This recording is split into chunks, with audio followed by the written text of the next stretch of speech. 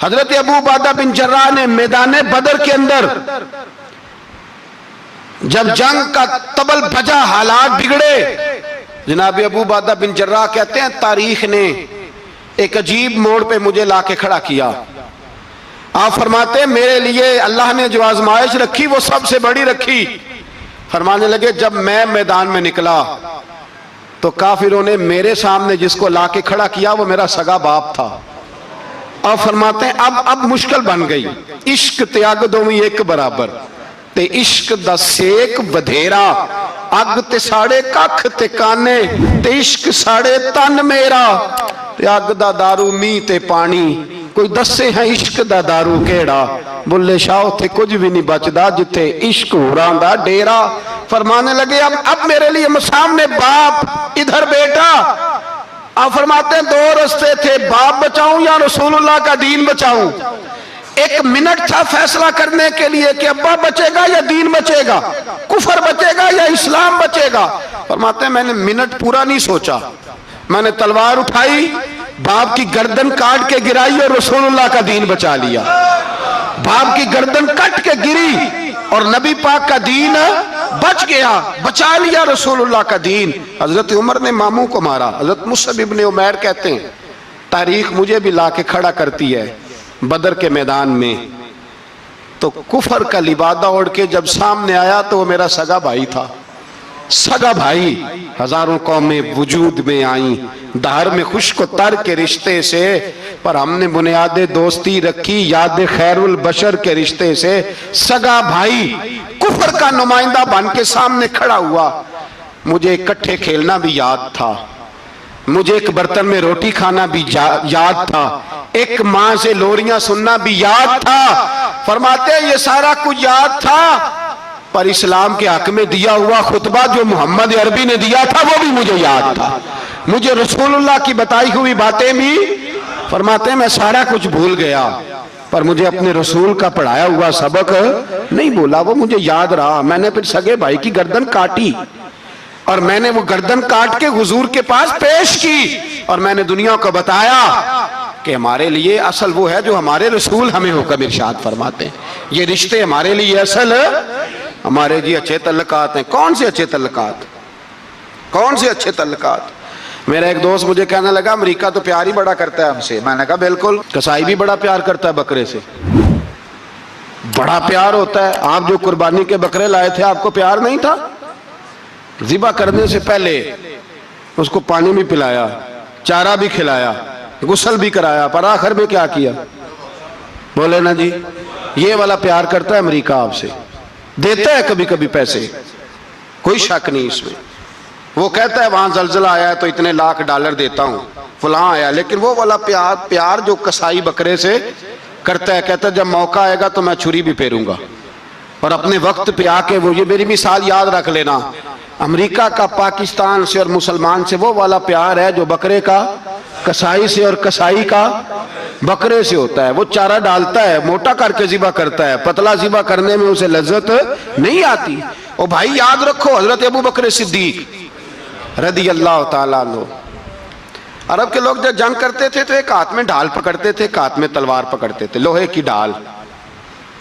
जब दुश्मन हमला करता था तो ढाल आगे करते थे, वो कई दफा टकरा के ढाल से तलवार गिर जाती थी। हज़रत अबू बकर सिद्दीक मैदान में निकले, बेटा काफिरों की तरफ से लड़ने आया है, सगा बेटा, और मेरे मुस्तफ़ा करीम ने फरमाया औलाद बुज़दिल कर देती है आदमी को, पर जब ईमान पुख्ता हो तो फिर सहाबा ने इस बुज़दिली की भी परवाह नहीं की। सगा बेटा काफिर की जानिब से आया, हज़रत अबू बकर सिद्दीक ने तलवार से हमला किया, बेटे ने ढाल आगे की। जब साहबजादे ने ढाल आगे की ना तो हज़रत अबू बकर की तलवार लोहे की ढाल से टकराई, तलवार गिर गई। अब हज़रत अबू बकर ने हत्ते हो गए, साहबजादे ने उठाई तलवार, कहता जब मैं मारने लगा तो ख्याल आया घर तो मेरा उजड़ेगा ना, बाप तो मेरा ही है ना। साहबजादे कहते हैं मैं अबू बकर सिद्दीक को छोड़ के चला गया, बाद में मुसलमान हो गए, कलमा पढ़ लिया। एक दिन घर में बैठे थे तो बात शुरू हो गई। साहबजादे कहने लगे अब्बा जी वो याद है ना जब मेरी ढाल से आपकी तलवार टकराई थी और तलवार गिर गई थी तो मैंने आपको बाप समझ के छोड़ दिया, मेरा ही घर उजड़ना था बाप समझ के। जनाब सिद्दीक अकबर रदी अल्लाह ताला अन्हो साहिब इब्ने शाम ने लिखा है कि अपनी सुरीन पर 2 दफा हाथ मारा, 2 दफा। कहने लगे बेटे तू उस वक्त काफर था, तूने मुझे छोड़ दिया। मैं जब वापस पलटा था ना उसी दिन उसी लम्हे, तो मेरे दिल में ख्याल था कि बेटे ने तो छोड़ दिया है, लेकिन अगर बेटा यूं मेरी तलवार के नीचे आता, मैं बेटा समझ के माफ ना करता, कुफर का नुमाइंदा समझ के कत्ल कर देता। इसलिए कि मेरी नजर में अगर कोई अहमियत है तो रसूलुल्लाह के फरमान की अहमियत है। बाप बेटे औलाद की कोई अहमियत है? अशिद्दाउ अलल कुफार, काफर से नफरत ही नहीं होती। यहां तो मौज लग गई है एक आम नौजवान से लेके आम आदमी से वजीर आजम तक की सोच ही है कि रहायश अमेरिका में होनी चाहिए, लंदन में होना चाहिए, बस यही सोच है। अब तो अल्लाह तबारक व तआला माफ करे जिसके पास पासपोर्ट है लंदन का, यूरोप का, वो समझता पता नहीं मैं कौन सी बला हूं। छोड़ो, किस चक्कर में पड़ गए हो, किस तरफ निकल गए हो। सदर साहब अमेरिका के सदर के साथ फोटो खिंचाते हैं तो वो 2 फुट ऊंचा हो जाते हैं। बस करो यार, ये कमजोर लोगों की अलामत है, कमजोर लोगों की। हजरत उमर फारूक रदी अल्लाह, मुझे पलट पलट के याद आते हैं सैयदना फारूक आजम। हजरत फारूक आजम रदी अल्लाह ताला अन्हु से ईसाई बादशाह ने कहा मैं मिलना चाहता हूँ। आप फरमाने लगे टाइम नहीं, जो तुझे मिलना है वो मदीने के गरीबों को ना मिलूंगा, वो रसूलुल्लाह के नौकरों को नहीं मिलूंगा, तुझे मिल के क्या करना है। मैं उन्हें मिलूंगा जिनके लबों पे रसूलुल्लाह का दरूद जारी है, जो मुस्तफा से प्यार करते हैं। मुझे तुझसे मिलने की कोई जरूरत है। हमारे यहाँ वो नफरत नहीं कुफर के लिए जो मुसलमान के दिल में होनी चाहिए, वो मिजाज ही नहीं हमारा, वो शऊर ही नहीं। हम जब भी इत्तेहाद करते हैं काफिर से इत्तेहाद करके अपने ही भाई को मारने लगते हैं। वो जी लड़ाई हो रही थी, भाई का भाई से इख्तलाफ नहीं होता घर के अंदर, फिर वो दुश्मनों को बुला के लाता है कि मेरे भाई को मारो। ऐसा हुआ है कभी? अगर आपस में इस्लामी मुमालिक का इख्तलाफ है भी तो काफिर को लाओगे मारने के लिए, काफिर को लाओगे। और यहां एक आदमी कैद हुआ था अमेरिका का, पूरी दुनिया को मुसीबत पड़ गई थी। समझ आ रही है? नाम लेने की जरूरत तो नहीं, बात की समझ आ रही है आप हज़रात? एक आदमी कैद हुआ था और इंसानी हकूक की तंजीमें और हमारे अपने अंदर से बड़े बड़े, मैं रोशन ख्याल नहीं, मैं रोगन ख्याल कहता हूं इन लोगों को, बड़े बड़े रोगन ख्याल उठ के खड़े हो गए जी, इंसानी हकूक की बात करो जी, ऐसे हो गया जी, वैसे हो गया। ले गए बंदा छुड़ा के। यहां रोज खून की नदियां बहती हैं। अक़वाम मुत्तहिदा जिससे मुसलमान भीख मांगते फिरते हैं कि मुसलमानों पे मजालम बंद कराओ, अक़वाम मुत्तहिदा ने कह दिया कि दुनिया की मजलूम तरीन अक़लियत का नाम बर्मा के मुसलमान है। अक़वाम मुत्तहिदा ने रिपोर्ट दे दी, फिर मर नहीं गए सारे इस्लामी हुक्मरान? शर्म और गैरत के साथ किसी घड़े में दफन नहीं हो गए? तुम्हें ललकार के उन्होंने कहा कि ये सबसे मजलूम है, इनका कुछ करो। चंद दिन पहले यहां ननकाना साहब बेसानियों ने जुलूस निकाल के कहा मुसलमानों शर्म करो, उनकी मदद करो। पोप बोल पड़ा, पोप बेसानियों का कि मुसलमानों कहां हो, किधर हो तुम, इनकी मदद करो, निकलो, जुल्म हो रहा है। पूरी दुनिया चीखी। आपके मुल्क में आके अमेरिका ड्रोन हमले कर जाए तो आपकी वजारत दाखिला को बाद में होश आता हो, हमें तो पता नहीं चला, हम तो सोए हुए थे, वो हमला कर गया। और आलमी कवानीन की मुखालफत करके बर्मा की हुकूमत कहती है किसी सहाफी को भी हम अंदर नहीं जाने देंगे, हमारा जाती मामला है। ऐसे बेशर्म लोगों को अपना नुमाइंदा बनाते हो, जिन्हें होश तक नहीं इस बात की। हमने कलमा पढ़ा हुआ है नबी पाक सल्लल्लाहु अलैहि वसल्लम का, मेरे रसूल पाक सैयद आलम नूर मुजस्सम सल्लल्लाहु अलैहि वसल्लम ने जो लोग तैयार फरमाए, नींद तो नहीं आ रही आप हज़रात को? नबी पाक ने जो लोग तैयार फरमाए, हजरत काब बिन मालिक रदी अल्लाह ताला, हुजूर ने फरमाया चलो तबूक पे मेरे साथ, सारे चलो, सब तैयार हो गए। हजरत काब बिन मालिक फरमाते मुझे घोड़ा बड़ा दौड़ाना आता था, नेजा बड़ा चलाना आता था, तलवार का मैं बड़ा धनी था, मैं मालदार भी था, मेरे पास बड़ी वसाइल थे। हुजूर चले गए तो मैंने, जी बुखारी है, फरमाते हैं मैंने सोचा कि मैं चला जाऊंगा, कल मैं घोड़ा दौड़ाऊंगा, मैंने पीछे पहुंच जाना, परसों चला जाऊंगा, तरसों बस सुस्ती हो गई, ना जा सका। फरमाते हैं वक्त बीत गया, हुजूर चले गए, आज जाता हूं कल चाहता हूं, इसी में हालात सारे गुजर गए, हत्ता कि अल्लाह के रसूल वापस आ गए। फरमाते हैं कुछ बूढ़े थे जो ना जा सके और कुछ मुनाफिक थे जो हुजूर के साथ जिहाद पे न जा सके। आप फरमाते हैं मैं जवान भी था, तीर अंदाज भी था, और दुनिया अरब सारा जानता था कि मालदार भी है, अल्लाह ताला की दी हुई बड़ी नेमतें थे, मैं न गया और हो गलती गई, सुस्ती गई। फरमाते हुजूर मदीने में आए, जब मस्जिद नबी में बैठे तो मुनाफिक आके बहाने करने लगे। कोई कहने लगा बच्ची बड़ी बीमार थी, कोई कहने लगा हुजूर कल ही सही हुआ हूं।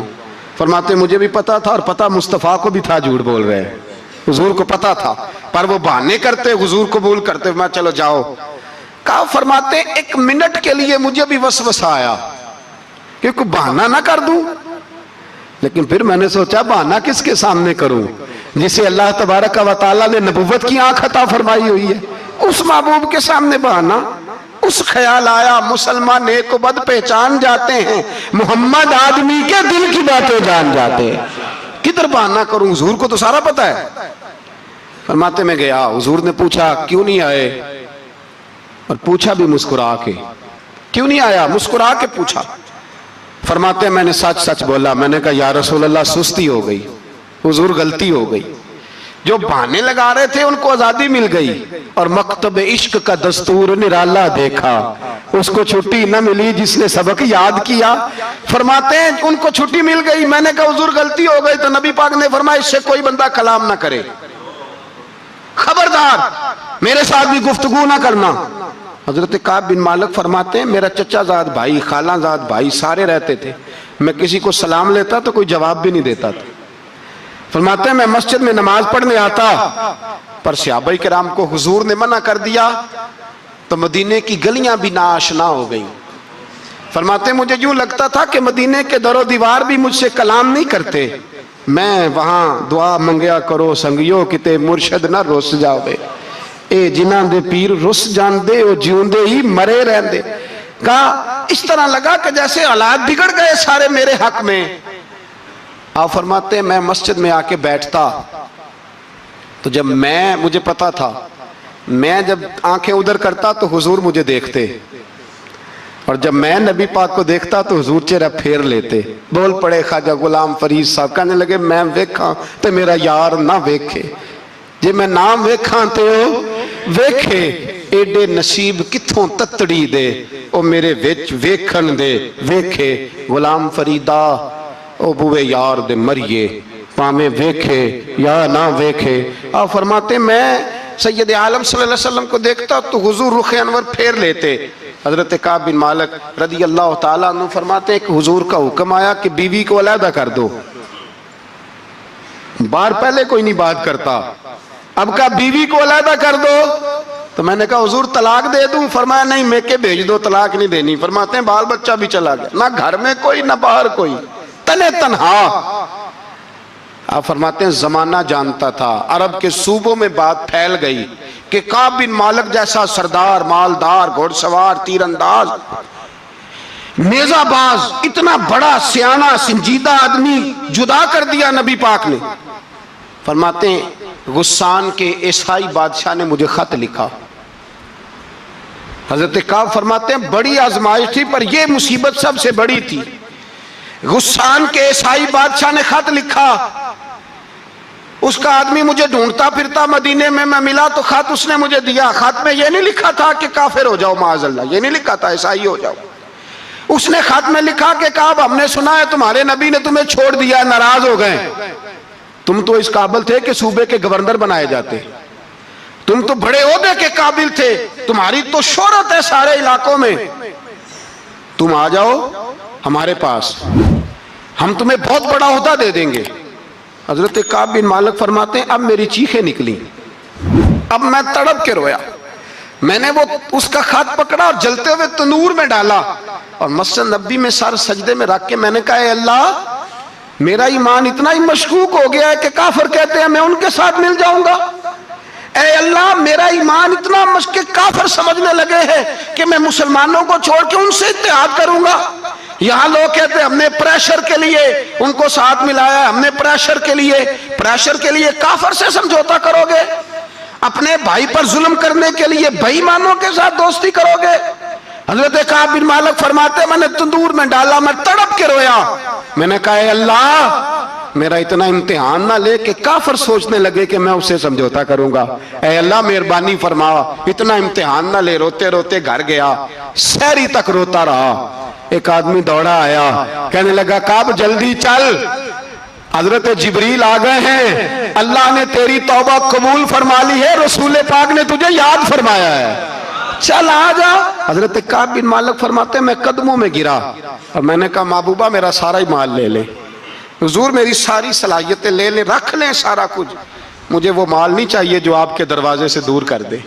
हुजूर वो दौलतें मेरे किस काम की जो आपके दरवाजे से दूर कर दे।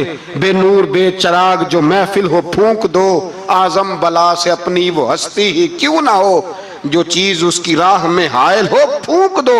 हजरत काब बिन मालिक रदी अल्लाह ताला अन्हु ने एक मिनट के लिए भी काफिर से समझौता करना पसंद ना किया। जब तो अल्लाह ने तौबा हजरत जिब्रील के जरिए नाज़िल फरमाई। मेरे भाई यहाँ मिनट मिनट पे समझौता है, मिनट मिनट पे बड़ा रौला डालते हम, बड़ा शोर है चाइना की दोस्ती, चाइना की दोस्ती। चाइना जैसे कहे बर्मा की हुकूमत वैसे करती है, इस कदर असर और सूख है उनका। आपने क्यों नहीं उनसे कहा कि उनको मना करें? मैं चाइना की बात नहीं छेड़ना चाहता, वरना मैं उस पर भी कुछ बातें अर्ज करूं कि वो जो आपके उन साथ उनकी दोस्ती है उसका पस मंजर क्या है। ये तो चाइना में बसने वालों से पूछो ना, जहां मस्जिद बनाना बड़ा मुश्किल है, जहां नमाज पढ़ना रोजा रखना बड़ा मुश्किल है।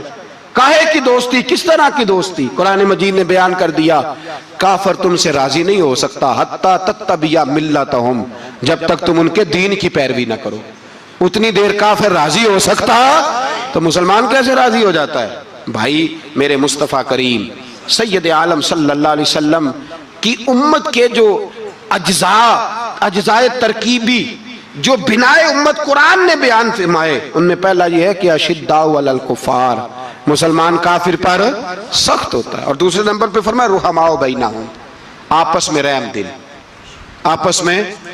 इकबाल ने इस आयत की तफसीर की तो दो मिसरों के अंदर शेर में मजमून ही परो के रख दिया। कहने लगे हो हल्का यारां तो बरेशम की तरह नर्म, किस तरह?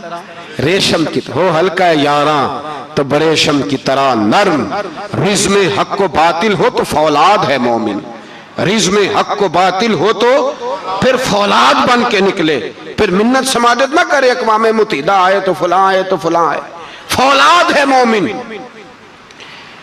एक वो मंजर था हजरत उमर ने जब अपने सगे मामू को लताड़ा, जनाब अबू उबादा बिन जर्राह ने बाप को कत्ल किया, मुसअब इब्न उमैर ने भाई को कत्ल किया। एक वो मंजर था। एक वो मंजर था जब मुसलमान मक्के से मदीने आए, मदीना तैयबा पहुंचे तो मुस्तफ़ा करीम ने फरमाया ये तुम्हारे भाई हैं, बस बात खत्म हो गई। ये तुम्हारे, मैं इतनी सी बात है, ये तुम्हारे, इससे ज्यादा नहीं।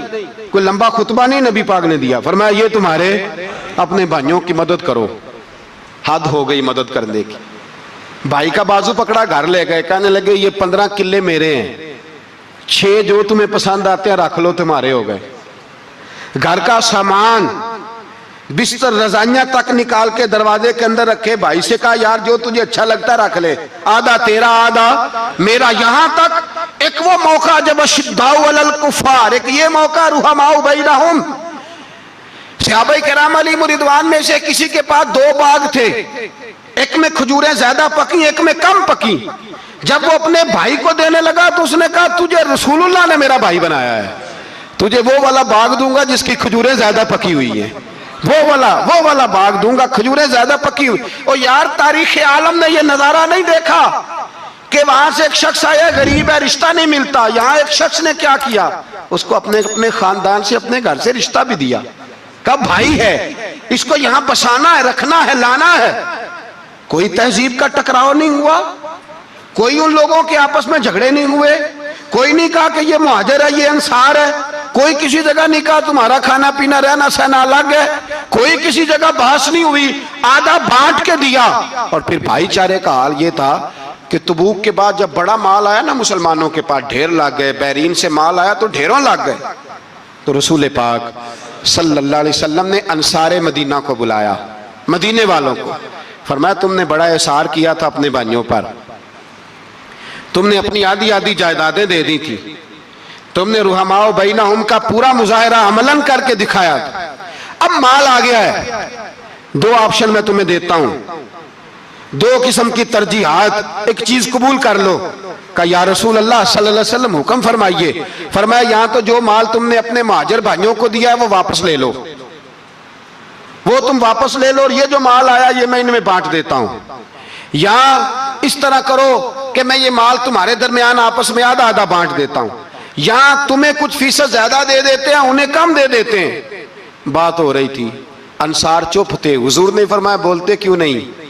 पता महबूब को भी है कि ये बोलेंगे तो मुझे भी ठंड पड़ेगी और कयामत तक सारी उम्मत को सुकून मिलेगा। फरमाया बोलो। तो अंसारे मदीना बोले तो रो के बोले, का महबूबा हमने माल क्या करना है, हमारे पास रसूल पाक जो मौजूद है। या रसूल अल्लाह हमने क्या करना है माल का? हुजूर जो अब आया ये भी सारा इन्हें दे दे, जो हमने दिया था इन्हें वो भी इनके पास रहने दें, और या रसूल अल्लाह जो बाद में आए वो भी इन्हें दे दें। हमारी शर्त यह है कि हमारे दरमियान अल्लाह के रसूल मौजूद रहने चाहिए, महबूब हमारे दरमियान रहे, माल और दौलत की हमें जरूरत है। ये रुहमाओ बैनहुम है, आपस में बांट के हर चीज अपने भाइयों को दे दी। हजरत उमर, ईसाई बादशाह टाइम मांगता तो कहता है कोई टाइम नहीं, चल दौड़ जाओ। मुल्क के शाम जाते हैं, जब फतह होते हैं हजरत साद बिन अबी वकास बुलाते हैं, शाम जाते हैं, तो हजरत उमर कहते हैं शाम आए हैं यार, सबसे पहला काम ये कर बिलाल का तो पता कर। यहां सुना है बिलाल हबशी का मकान भी कहीं नेड़े नेड़े है, पता तो कर।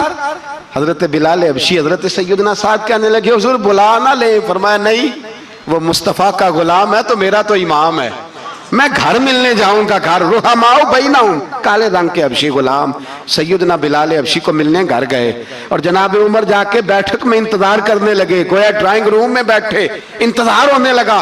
जनाब सैयदना बिलाल आए तो हजरत उमर उठ के खड़े हुए। मुल्क के शाम के लोगों ने यह मंजर अजीब देखा कि जनाब उमर फारूक एक हबशी के लिए खड़े हुए, और जब खड़े हुए तो हजरत बिलाल कहने लगे उमर बैठ जाओ, ये क्या कर रहे हो?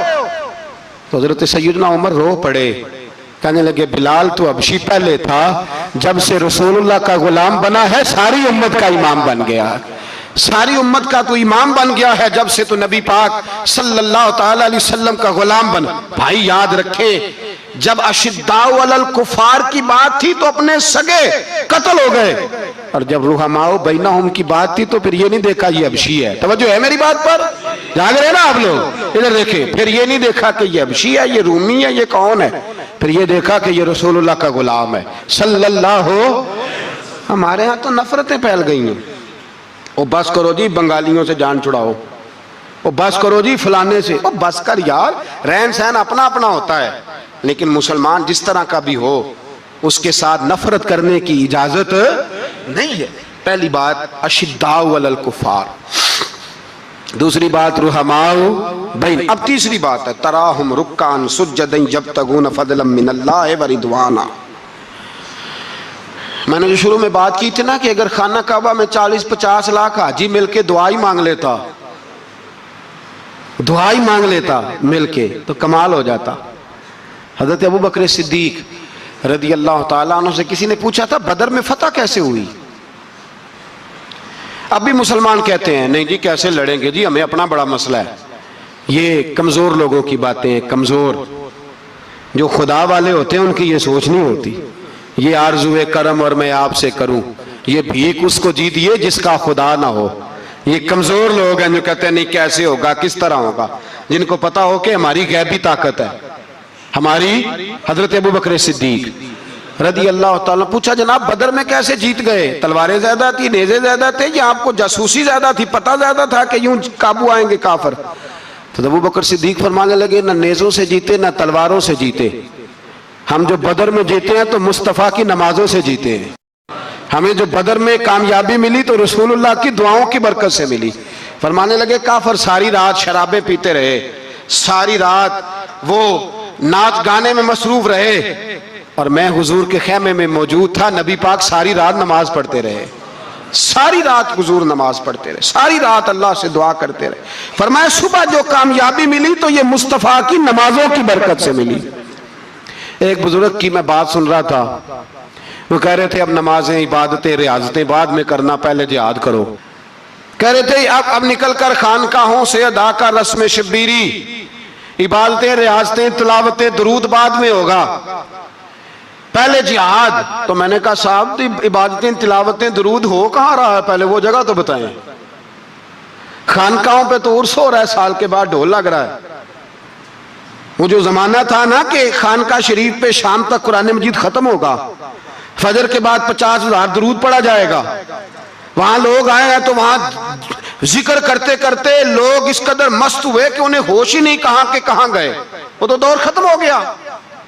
अब कहां है खानका में, अब तो नजर नियाज रह गई, खत्म शरीफ रह गया, उर्स पाक रह गया, बाकी तो मामला खत्म है।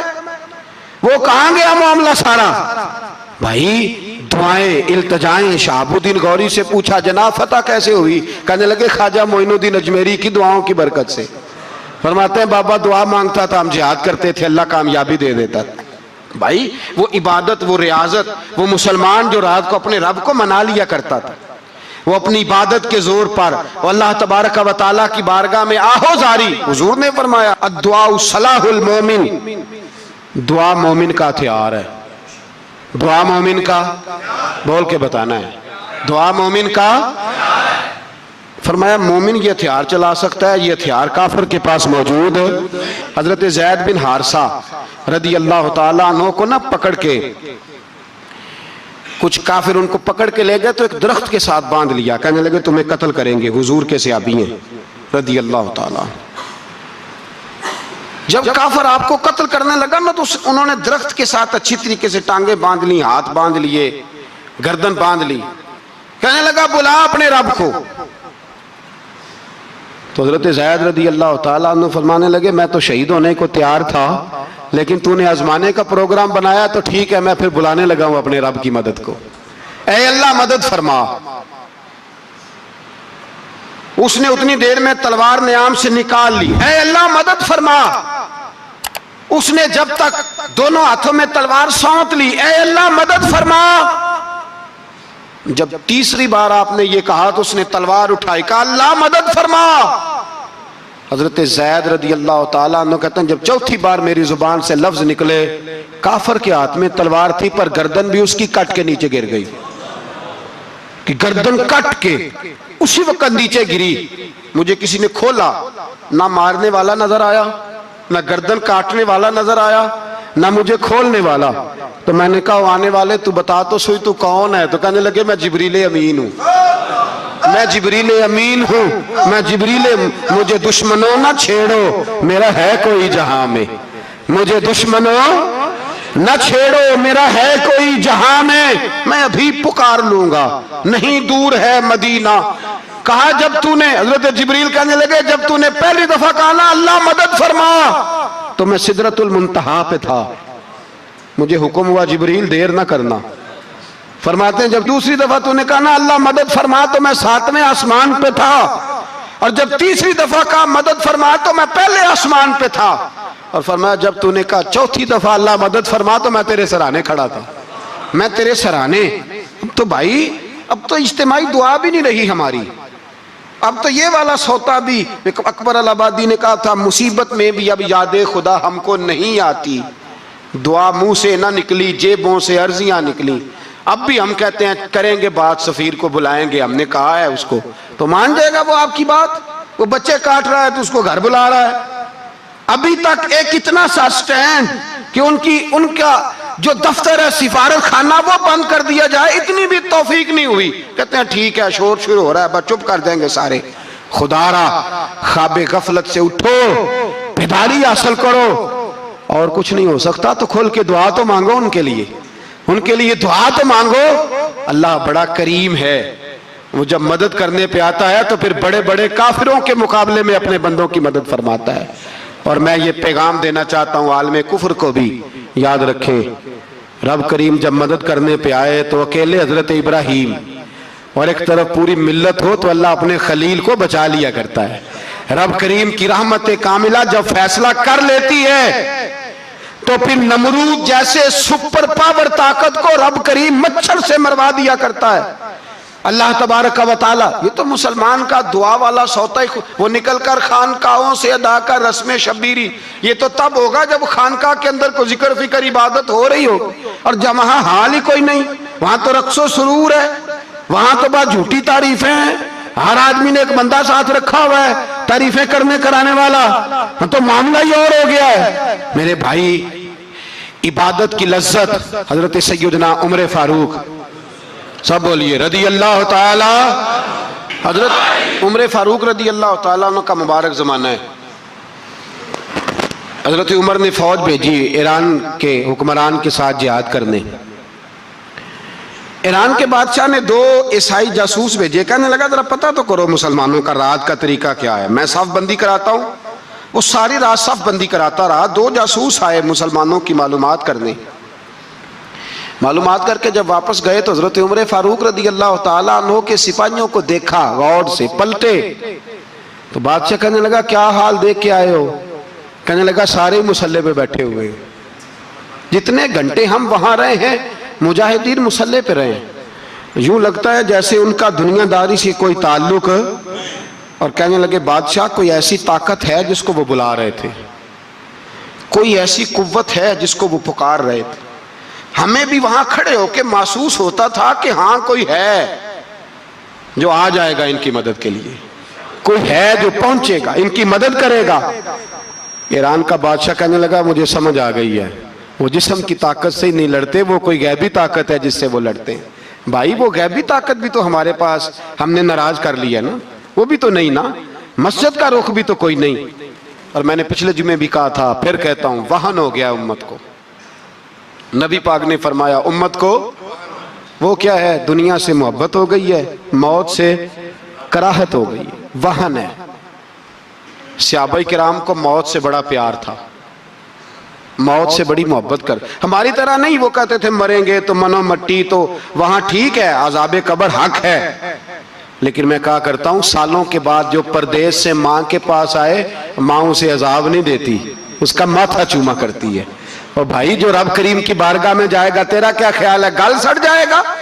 मदीने वाले हबीब ने फरमाया कब्रुल मोमिन रौज़तुम मिन रियाज़िल जन्नह, फरमाया मेरा मोमिन जब कब्र में जाता है तो अल्लाह जन्नत के सारे दरवाजे खोल देता है, वो तो अल्लाह की रहमत में पहुंचता है।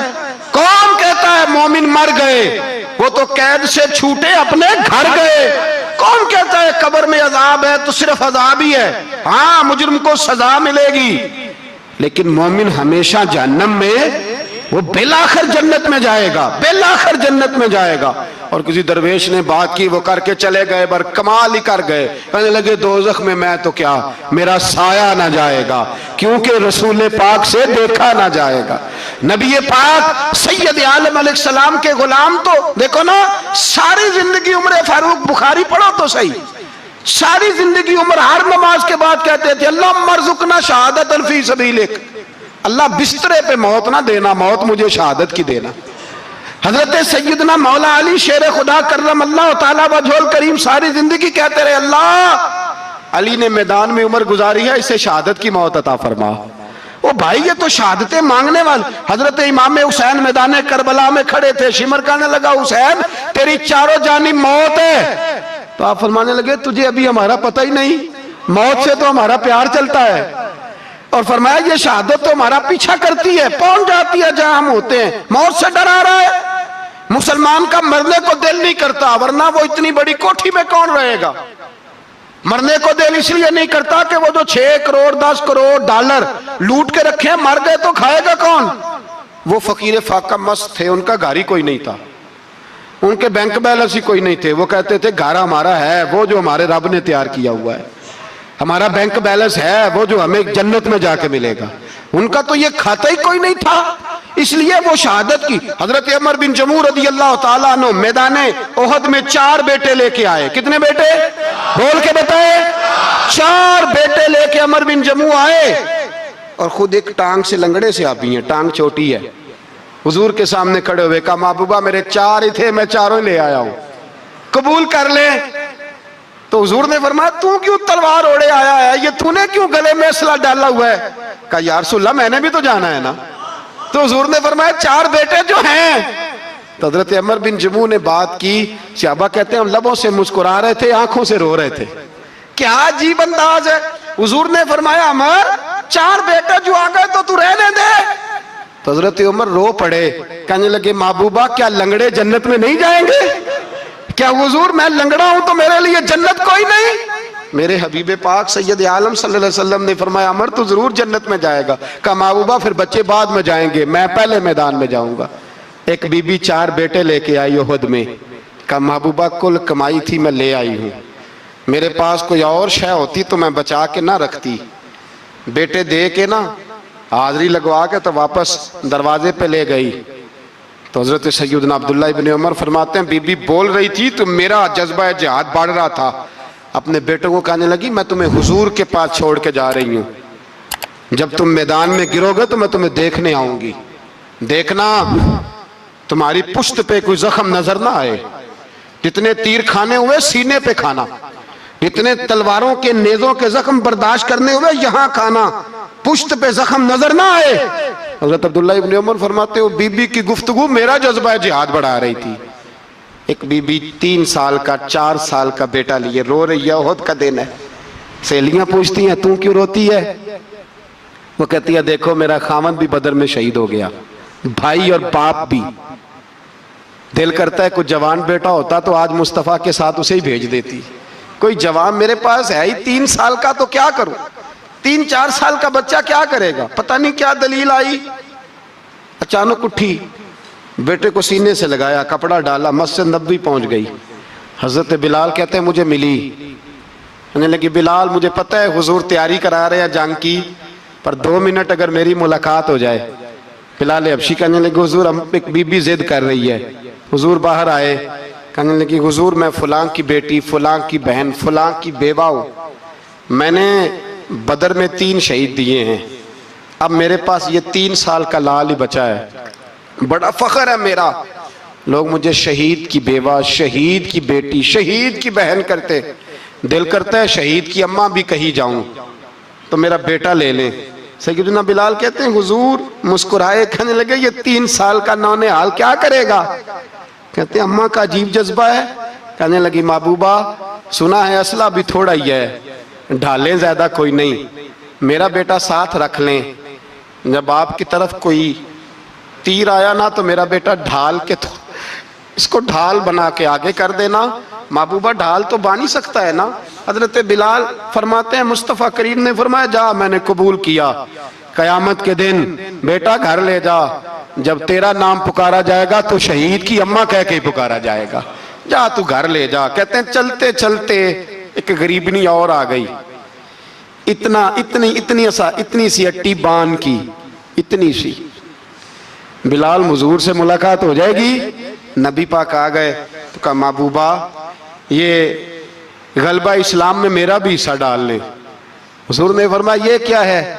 कहने लगी हुजूर खामद फौत हो गया, औलाद अल्लाह ने बेनियाजी से दी नहीं, सवेरे चरखा काट के रिज़्क़े हलाल खाती हूँ, मेरे पास ना ये इतना सा बान है, एक घोड़े की लगाम बन जाएगी, महबूबा हिस्सा तो डाल जाएगा ना दीन के लिए, मेरी कबूलियत हो जाएगी। मेरे हबीब ने हाथ उठाए और दुआ मांगी, कहे अल्लाह जितना तू मैदान के मुजाहिदों को अजर अता फरमाए उतना इस गरीबनी को भी अता फरमाना, उतना इसे भी देना। भाई ये जज्बे थे, ये रंग था उम्मत मुस्लिमा का, इसलिए काफिर घर में बैठ के कांपा करता था। अब उसे पता है ये एसी वाली कार से नहीं निकल सकते, उसे पता है कि हमने इन्हें बोतल पे लगा दिया है, अब ये पेप्सी मरिंडा और ये पी के खाने के साथ तो ये मस्त रहते हैं, अब ये नहीं निकल सकते घर से, हमने इन्हें उन चीजों पे लगाया है जो इनके वजूद को खोखला कर रही, अब कैसे मैदान में निकलेंगे? वो इसलिए नहीं डरता कि वो तेरी आसाइशों, तेरी जिंदगी में आने वाली सहूलतों से आशना है। मौत बिस्तर पे भी आ जाती है, लेकिन जिसको मैदान में आती है वो सारी जिंदगी जिंदा रहता है, वो सारी जिंदगी जिंदा रहता है। भाई मरना तो है, लेकिन अगर जिंदगी दीन के काम आएगी तो अमर हो जाओगे, बच जाओगे। हमें रंग दिया है कुरान पाक ने। मुहम्मदुर रसूलुल्लाह वल्लज़ीना मअहू अशिद्दाउ अलल कुफ़ार रुहमाउ बैनहुम। पहली बात यह कि काफिर के लिए सख्ती का जज्बा रखें, नरमी उतनी देर जितनी देर उसे दीन के करीब करना है, लेकिन अगर वो बुग़्ज़ दिखाए तो अशिद्दाउ अलल कुफ़ार, और मोमिन के हक में रुहमाउ बैनहुम। और फिर फरमाया मदद भी मांगो, तराहुम रुक्कान सुज्जदन यब्तगून फदलन मिनल्लाहि व रिदवाना, रुकू करो, सजदे करो, मदद मांगो। और जिंदगी से प्यार ना करो इसलिए कि जाना तो है, जब वक्त आए तो फिर शहादत से प्यार करो, फिर सामने खड़ी जन्नत से प्यार करो। हम जो मदीने आ गए उनके करम की बात है। हम जो मदीने आ गए उनके करम की बात है। अपनी मुराद आ गए उनके करम की बात है। ऐसे कहाँ नसीब थे, ऐसे कहाँ नसीब थे, मुझसे गुनाहगार के दिल को जगमगा गए उनके करम की बात है। हम जो मदीने आ गए उनके करम की बात है। पर्दे जो थे पड़े हुए, पर्दे जो थे पड़े हुए, मेरी निगाहें शौक़ पर। पर्दे जो थे पड़े हुए, मेरी निगाहें शौक़ पर। पर्दे वो सब उठा गए उनके करम की बात है। पर्दे वो सब उठा गए उनके करम की बात है। हम जो मदीने आ गए उनके करम की बात है। शख्स था बनी इसराइल में, तो किसी पहाड़ की चोटी पर इबादत करता था। लोग उससे मिलने जाते थे। दरवेश लोग जो होते हैं ना, उनकी बड़ी बात होती है। वो नेक आदमी पहाड़ की चोटी पर इबादत करते थे, बनी इसराइल के वली थे। लोग मिलने जाते थे तो रास्ते में एक ढलान थी, लोग ऊपर चढ़ते तो उन्हें दिक्कत होती। एक दिन उस वली के दिल में ख्याल आया, या अल्लाह तू इसे पैदा ना करता तो क्या अर्ज था। रब करीम ने उस वक़्त के नबी पैगम्बर अलैहिस्सलाम को वही फरमाई कि जब वो आपके पास आए ना तो उसे कह देना तू मेरी तख्लीक पे एतराज करता है। उसे कह देना कि मैंने उसका नाम वलियों की सफ से काट कर नाफरमानों की सफ में लिख दिया है। मेरी तख्लीक पे एतराज करता है, मैंने जो बनाया हक और साची बनाया है। वो मुलाकात हुई तो नबी अलैहिस्सलाम ने फरमाया, भाई रब फरमाता है तेरा नाम काट दिया है वलियों की सफ से और नाफरमानों की सफ में लिखा है। बंदा सजदे में गिर गया,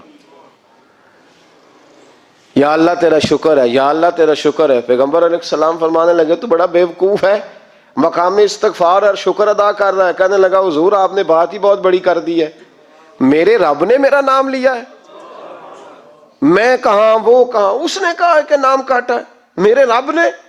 अल्लाह अकबर, मैं तो सोच भी नहीं सकता था कि मेरा जिक्र और वहां होगा।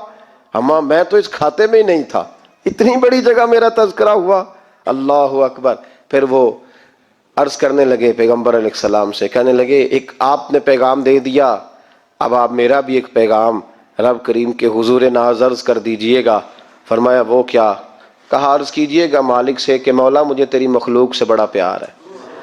वो जो मैंने ढलान की बात की तो इसलिए की, तो दिलों के हाल जानता है कि लोगों को तकलीफ होती थी।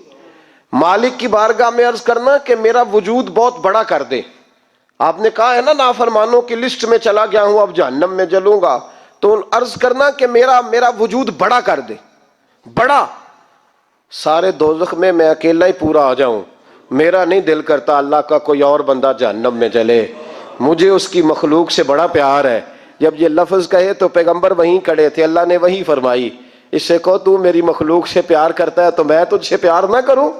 इससे कहो तेरा गुनाह भी बख्श दिया, तुझे दोबारा वली भी बना लिया, बगैर हिसाब जन्नत भी दी, और कयामत में जिस जिसकी तू सिफारिश करेगा मैं उसे भी जन्नत अता करता चला जाऊं। शर्त यह है कि तू अल्लाह के बंदों से प्यार करे।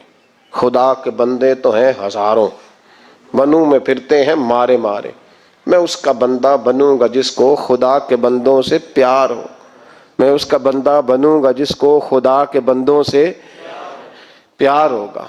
रहमत का जज्बा, नरमी, किसी की खैर खाई, किसी के हक में ये रवैया कि मेरी ज़ात से किसी को नफ़ा हो जाए, किसी का फ़ायदा हो जाए, किसी आदमी को कुछ मिल जाए।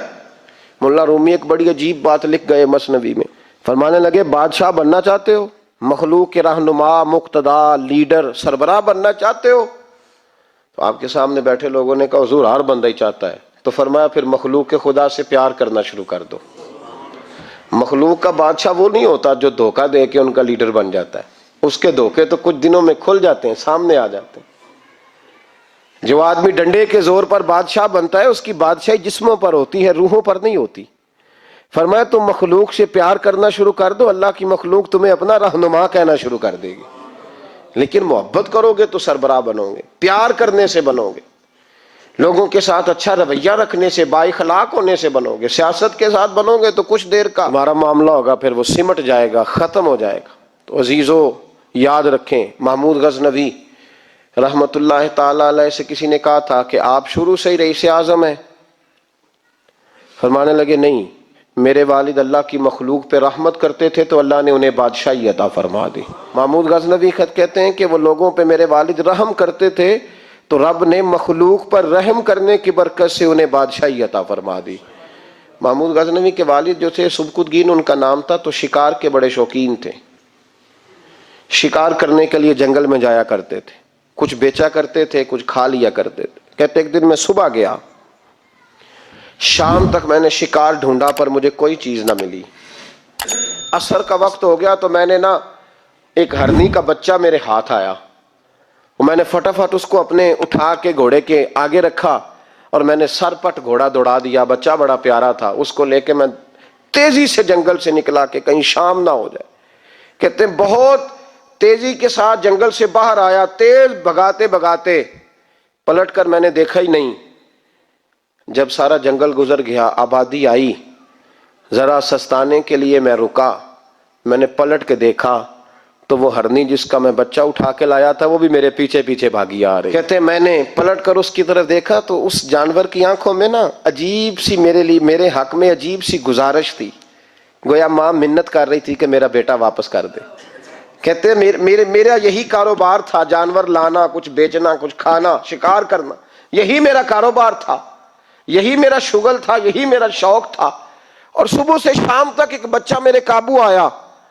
सुबकुतगीन कहते हैं कि उस माँ की आंखों में अजीब सा, यहाँ तो हमारे देहाती माहौल में आज भी ये रस्म पाई जाती है, नाराज हो गई है अम्मा, सारी रात वो बेदार रही, बच्चे पाले उसने, तो ससुर साहब कहते हैं पकड़ लो बच्चे, भगा दो इसको, अल्लाह से डर ना, तू बच्चों को माँ से जुदा कर रहा है, तो सोचा ही नहीं, रख लो बेटा और बेटी और इसको चलता करो, खुद ही तड़पेगी तो आ जाएगी। महमूद गज़नवी के वालिद कहते हैं उस माँ की आंखों में मैंने जब वो तजस्सुस देखा तो 1 मिनट में मैंने फैसला किया। कहते हैं बच्चा मैंने जमीन पे छोड़ा और बच्चा दौड़ के माँ के पास चला गया। माँ ने उसे लेके ना टांगों में उसको चूमा, उससे प्यार किया, हरनी प्यार करने लगी। फरमाते फिर मैंने देखा कि वो माँ बेटा जंगल की तरफ चले, थोड़ा सा आगे जाके तो वो हरनी फिर लौट आई, मेरी तरफ उसने देखा, यूं लगा जैसे मेरा शुक्रिया अदा कर रही है। और कहते हैं उसकी आंखों में मैंने अजीब सी रोशनी देखी, वो तो लौट गई, पर जितना सुकून मुझे आज हुआ जिंदगी में पहले कभी नहीं हुआ था। मुझे यूं लगा जैसे वजूद के सारे बोझ उतर गए। मैं घर गया, वुजू किया और इशा की नमाज की नियत, असर मगरिब तो रास्ते में हो गई, इशा की नमाज पढ़ी तो इतना लुत्फ सजदे में आया जितना पहले कभी नहीं आया था। कहते उसी वुजू में, इशा के वुजू में सो गया। मेरी आंख लगी थी कि मुझे मदीने वाले रसूल का दीदार नसीब हो गया। महबूब पाक अलैहिस्सलाम मेरी ख्वाब में आए और हुजूर ने फरमाया तूने आज अल्लाह की मखलूक पे रहम किया है तो रब ने तुझे अपनी मखलूक का सरबराह बनाने का फैसला फरमा लिया है। अब बादशाहियां तेरे हाथ में आएंगी, अब तू बादशाह बनेगा और अल्लाह की मखलूक को आगे लेकर के चलेगा, उनकी रहनुमाई और पेशवाई तू करेगा। तो भाई अगर बादशाही लेनी है तो उसके लिए तो प्यार करना है। सियासत के साथ तो जब राज खुलेंगे तो मोहब्बत से ज्यादा दुश्मनी बढ़ जाएगी। डंडे के साथ किसी को अपने करीब करोगे तो बड़ी जल्दी वो आदमी जैसे ही पावरफुल होगा वो दुश्मन बनेगा। एक रहमत है, एक करम है, जब अल्लाह की मखलूक पे करोगे तो अल्लाह अपने बंदों का, देखे ना, छोटी सी तो बात है, छोटी सी बात है कि वो इदारे जो इंसानों की भलाई के लिए हैं, अगर वो नुक्तों, मैंने एक डॉक्टर साहब से मेरी मुलाकात हुई, वो एलर्जी के डॉक्टर हैं, एक बुजुर्ग थे हमारे रिश्ते के, तो बीमार हो गए। मुझे कहने लगे यार मुझे किसी डॉक्टर को दिखा, मेरे पूरे वजूद पे एलर्जी है। तो मैं उन्हें डॉक्टर के पास ले गया। डॉक्टर साहब ने, उनके पैर पे बहुत ज्यादा जख्म था, तो उठा के ना तो उन्होंने ना अपनी गोद में रख लिया डॉक्टर साहब ने, स्पेशलिस्ट डॉक्टर ने, और रुई लेके जब उन्होंने साफ किया ना उसका पैर, और बाबा जी आपको कुछ भी नहीं, आप तो ऐसे टेंशन ले गए, कुछ भी नहीं, ये कोई मसला है। फिर उन्होंने अपने हाथ से जब दवाई लगाई और बाबा जी को थपकी दी तो बाहर निकल के कहने लगे पुत्र मैं तेरी गल्ला नाल ही सही हो गया, मैं तो ठीक हो गया इसकी बातों ने मुझे। तो डॉक्टर अगर मुंह ही सीधा ना करे, वो कहे ओहो आपको पहले भी कहा था कि वक्त पे आना। जो इदारे प्यार बांटने वाले हैं वो अगर थोड़ी सी शफकत कर दें, अगर थोड़ा सा उनका रवैया सही हो जाए, गरीब पर थोड़ा सा वो दस्ते शफकत फेर दें, थोड़ी सी मोहब्बत कर दें। एक खातून के लिए मैं हमेशा दुआ करता हूँ। हज के एक सफर से मैं वापस लौट रहा था तो PIA की एक बहन मुलाजमा, उसको मुझे जब याद आती है तो मेरे दिल से दुआ निकलती है। बूढ़े बूढ़े लोग हज करने जाते हैं ना, तो मैंने देखा कि वो खातून उनको पकड़ के लाती, सीट पे बिठाती, बेल्ट नहीं बांधना आता तो बेल्ट बांधती, फिर उनको पूछती कि आपको कोई तकलीफ तो नहीं, और फिर उनकी जुबान में उनसे गुफ्तगू करती और उनको समझाती सामान सारा रख लिया है। और फिर जब उतर रहे थे तो वो देखती कि बूढ़ा कौन है इनमें से, कमजोर कौन है, वो खास कर उसके पास जाती। मेरी तबीयत अभी की बात है, मैं जा रहा था तो एक सामने मेरे शख्स, थोड़ी देर पहले मैं राह वाली की तरफ जा रहा था तो एक साथी मेरे सामने मोटरसाइकिल से गुजर रहा है, तो सड़क पर जितने लोग खड़े थे उन्हें सबके पास ब्रेक लगाई, भाई जाना है तो आ जाओ बैठ जाओ, फिर आगे जाकर आओ भाई कहाँ जाना है। एक आदमी को बिठाया तो आगे छोड़ा। अब वो कर गया जो उसने करना था, हो गई बात, लेकिन खुतबा जुमा में उसका जिक्र हो रहा है, यहां उसका जिक्र हो रहा है। तो बात तो मुख्तसर सी है ना, बात तो छोटी सी है तो तेरे दो जुमले है, तो छोटी सी तेरी बात कि तू कि बाबा जी आओ मैं आपको सड़क क्रॉस करा देता हूं, बैठ जाए मेरे साथ, कहां जाना है, वो इतनी लंबी बात नहीं भाई। लेकिन शर्त यह है कि तेरी तबीयत में नरमी हो, शर्त यह है कि तुझे अल्लाह की मखलूक से प्यार हो, तू उन पे तरस खाए, तू उनके लिए तवज्जो के जज्बात रखे, तू थोड़ा सा उनके साथ रवैया अपना ठीक करे। हमारे मिजाजों में सख्ती, और दिन ब दिन वो सख्ती इतनी बढ़ती चली जा रही है कि घुटन का माहौल है। आप यकीन करें कि लोग सिर्फ उस हद तक सलाम लेते हैं जिस हद तक किसी को कोई ज़रूरत होती है, उसके बाद लोग भूल जाते हैं। नबी पाक सैयद आलम सल्लल्लाहु ताला अलैहि वसल्लम ने फरमाया मल्लम यरहम सगीरना, जो छोटे पे रहमत ना करे, वलम जो अक्किर कबीरना, और जो बड़े का इकराम न करे, उसकी ताजीम न करे, उसका अदब न करे, फलैसा मिन्ना, फरमाया हम में से है ही नहीं वो, हम में से। तू रहमत कर, तू शफकत कर, तू किसी के साथ प्यार कर, तू हमदर्दी के जज्बात पैदा कर, तू किसी के लिए अच्छा रवैया रख, तू किसी शख्स के साथ अच्छे तरीके से पेश आ, तू किसी के लिए अच्छा। वो जंग में एक छोटा सा गांव है कोट ईसा शाह, सियाल शरीफ से आगे गुजरे चंद किलोमीटर, तो मुझे वहां जाने का मौका मिला। मैं रबीउल अव्वल शरीफ में वहां गया। एक तालिब इल्म था कुरान मजीद हिफ्ज़ करने वाला, वो बड़े शौक से मेरे करीब आया, उसने मुझे कहा लाएं जूता साफ कर दें। उस जलसे से पहले बड़ी उसने मोहब्बत की। मैंने उसको कहा क्या कर दूंगा, कुरान जी हिफज करता हूँ। मैंने बस उसको इतना कहा, मैंने कहा यार तू तो वो वाला काम कर रहा है जो नबी पाक को पसंद ही बड़ा है, तू बड़ी ड्यूटी कर रहा है, तू तो बड़ा प्यारा है, तू तो बड़ा अच्छा है, हिम्मत ना हारना, पीछे ना हटना, सही हो जाएगा। ना मैंने उसका नाम पूछा ना को, वो आज रात वो बच्चा यहाँ आ गया, रात यहाँ वक्त गुजारा है। हजरत जी आपकी उन 2 बातों ने मुझे बड़ा जज्बा दिया है। कई दफ़ा शैतान मुझे कहता था छोड़ दे इसमें क्या रखा है, लेकिन अब मैंने फैसला किया कि पूरा कुरान मजीद याद करना है और फिर दीन का आलिम भी बनना है। तो 2 जुमले ही है ना तेरे, मुझे अभी तक उसका नाम नहीं आता। ओ भाई तू थोड़ा थोड़ा ना शफकत का अंदाज इख्तियार करना शुरू कर। अल्लाह तबारक व तआला का कानून है, तो बंदों से